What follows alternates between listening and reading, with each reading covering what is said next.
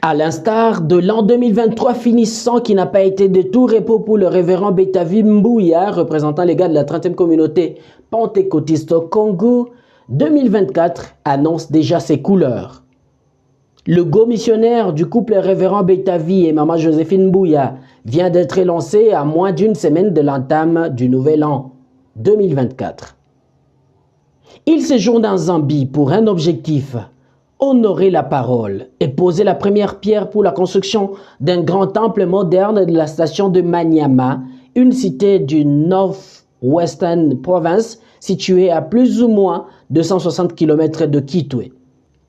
Pour rappel, il y a plus ou moins 2 mois, juste après la clôture du séminaire de formation des serviteurs tenu à Kitwe en fin octobre 2023, le numéro 1 de la communauté avait entamé une visite missionnaire d'itinérance dans quelques paroisses CPZ de la sous-région. Faire l'état des lieux et se rassurer de la viabilité des infrastructures et des conditions de vie des serviteurs, tel était le leitmotiv de sa tournée qu'il avait conduit à l'intérieur de la Zambie jusqu'à Maniama, en passant par Solwezi, Maheba TT6 et Maheba Junction.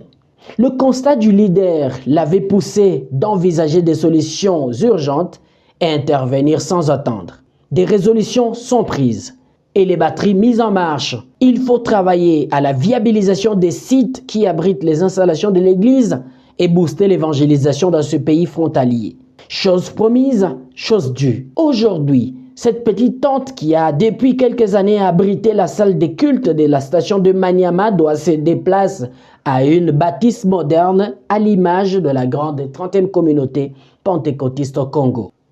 De la parole à l'acte, l'initiateur, visionneur du projet et autorité communautaire en RDC et en dehors de frontières nationales a personnellement fait le déplacement pour lancer les travaux du nouveau temple de la station de Maniama en Zambie. Accompagné de son allié missionnaire, madame son épouse, présidente communautaire des mamans, maman Joséphine Mbouya et quelques autres membres de son entourage, une forte délégation de l'église zambienne l'a rejoint.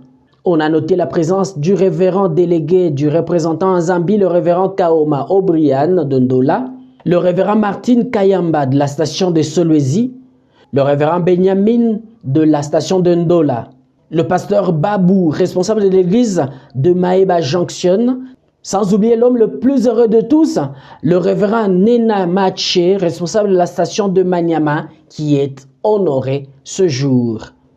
Reverend Shadrack wa district ya North Western Province mu Zambia ndipa Manyama so tuletotela sana panchito hii kalamba hii konkele tata ba bishop beswa baleresha Afrika yonse ifilongano fyesu fya CPZ mu Zambia na mu Congo na South Africa na ku Angola na ku Tanzania na kumbi uko ashala onse kwa befilongano fyesu so tuleba totela sana mulando wakweba ati nabesa mukukule chilonganino pano pa area ya Manyama pa district ya Manyama efintu tuletotela sana na chechi bale kula ni chechi ikulu sana tapaba chechi indi ikalingana na ichechi bale kula Manyama yonse na North Western Province yonse ni chechi iyachila amakani chechi iyachila ubukulu na fyonse ifo bale bomba kwena tuletotela sana lesa abapale sana nokubafurisha uyu mulimo mpaka ukapwe panti chechi balekula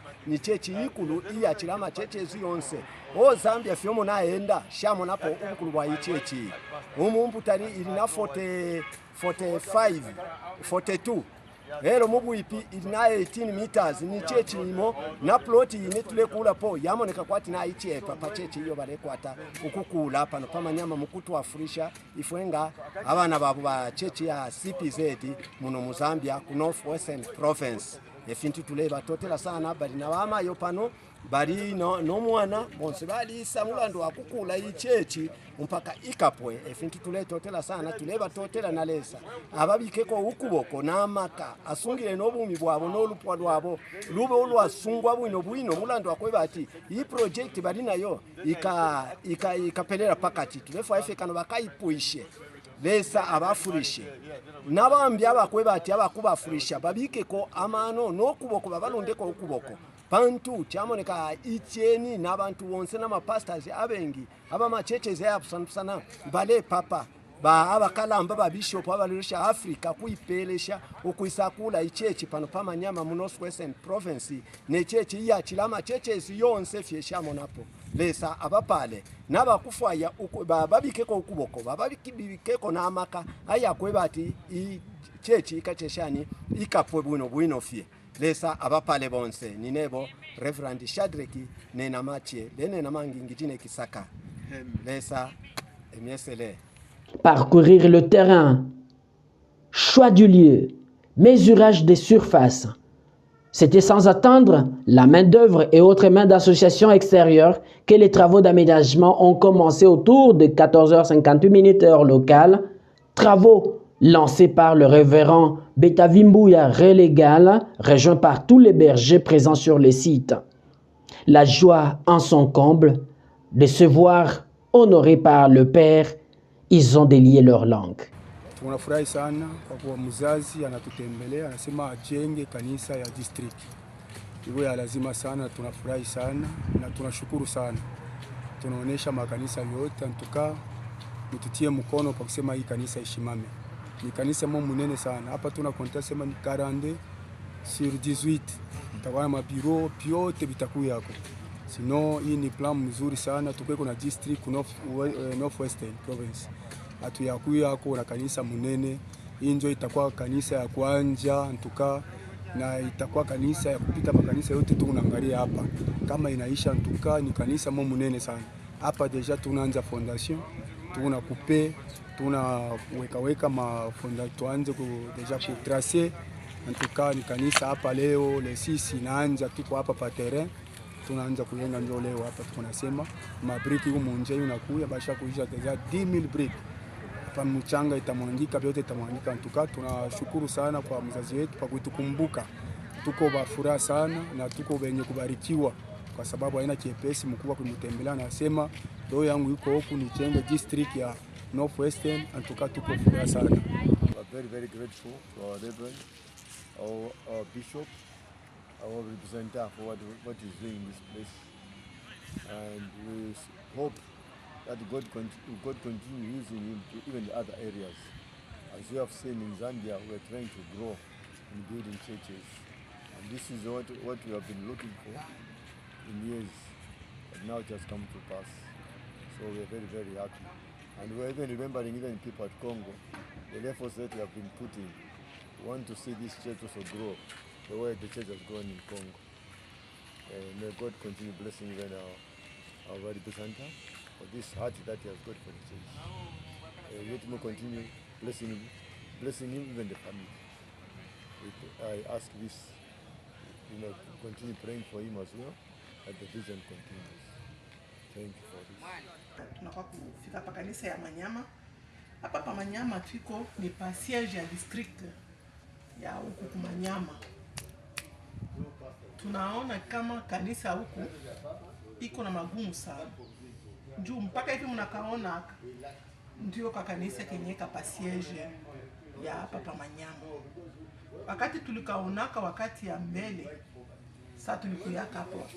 Tunarudia kwetu, haikumpatia papa salama hata kuona namna beko na kusanika pa siège ya district ya station ya huku Kumanyama.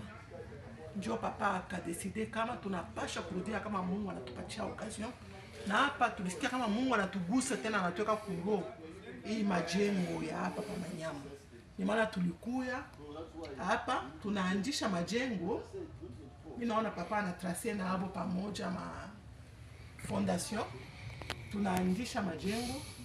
Kama Mungu anatuwezesha kufanya hii fondation, tutaifanya na kisha tutarudia kwetu. Lakini roho yetu iko paka huku juu ya kuendelesha majengo. Tunaomba bale bote bataguswa na hii mateso ya baba batu Kumanyama. Vile Mungu alitugusa siku moja, baweke kwa mkono yao kwa hii kazi. Ni kazi ya Mungu paka pamoja na ile kazi tuko nafanya kwa Kongo. Ni kazi mwana juu ya wokovu ya manafsi. Mungu amiguse kumioyo, Mungu amitembelee, baone huruma na shie vile vile. Mungu akituwezesha tena tutarudia Il s'y est de noter que la 30e communauté pentecôtiste au Congo, 30e CPCO en sigle, fondée en 1915 par le missionnaire britannique Frederick Patrick Burton, elle caracole en tête en revendiquant sa place des premiers-nés des pentecôtistes en Afrique. Du haut de ses 108 ans aujourd'hui d'existence, le nouveau leadership qu'incarne l'autorité numéro 1, le révérend Betavi Mbouya, et son équipe dirigeante est résolument engagée dans les processus d'amener l'évangile de Jésus-Christ dans les coins et recoins du monde, comme recommandé dans les Saintes Écritures.